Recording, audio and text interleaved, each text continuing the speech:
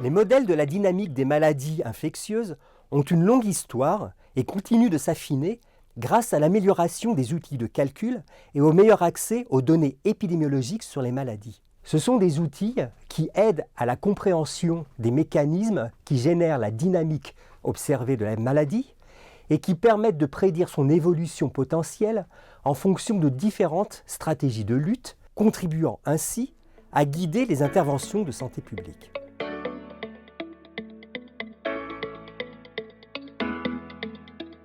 Les modèles dont nous disposons nous permettent d'étudier les différentes interventions possibles ainsi que leurs impacts relatifs sur l'aplatissement de la courbe de l'épidémie de Covid-19 dans les pays où ils sont appliqués.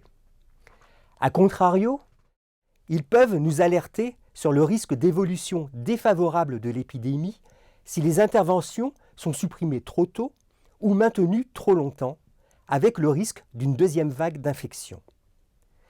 Les modèles permettent également d'évaluer l'impact des interventions sur les systèmes de santé.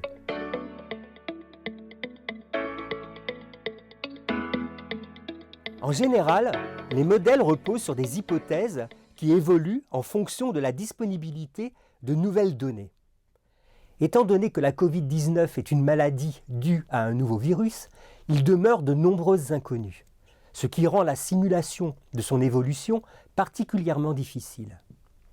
Cependant, avec le temps et l'augmentation du nombre de données disponibles, les modèles peuvent être affinés et leurs projections deviennent plus précises. Avec chaque nouvelle avancée de la connaissance, les modèles deviennent également plus complexes et simulent plus parfaitement la réalité. Cependant, nous en sommes encore bien loin avec la Covid-19.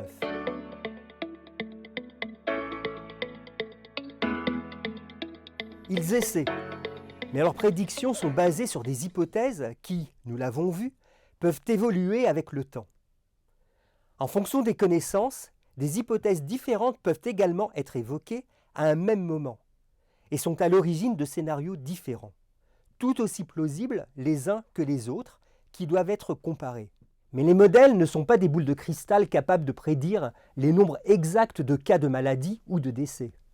Il faut les considérer comme l'un des nombreux outils mis à la disposition des décideurs de santé publique.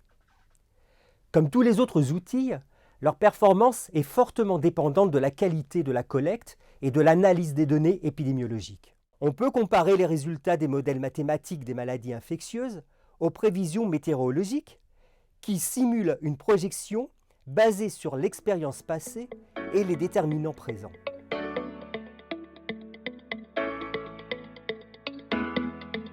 L'OMS collabore avec un réseau international d'universités, d'organismes et d'instituts afin de développer des modèles et les adapter aux pays de la région.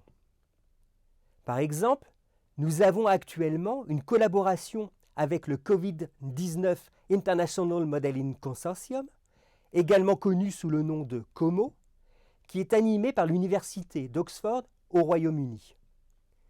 À travers cette collaboration, nous avons élaboré un modèle régional que nous mettons à la disposition de nos pays. Nous aidons les pays à identifier les données spécifiques nécessaires pour faire tourner le modèle que nous avons élaboré et les aidons dans l'interprétation des résultats en faisant comprendre leurs avantages et leurs limites. Aux pays qui ont élaboré des modèles nationaux, nous fournissons un appui technique pour valider leurs schémas et hypothèses. Nous les aidons à interpréter leurs résultats et à les comparer à ceux provenant d'autres modèles. Enfin, nous aidons les pays de la région qui souhaitent utiliser les autres outils de prévision mis au point par l'OMS, qui permettent d'estimer les ressources en personnel de santé, ainsi que les quantités de matériel et d'équipements nécessaires pour répondre à l'épidémie. La prise de décision doit reposer principalement sur la collecte et l'interprétation de données épidémiologiques de haute qualité. Les modèles permettent de guider les décisions et non de les dicter.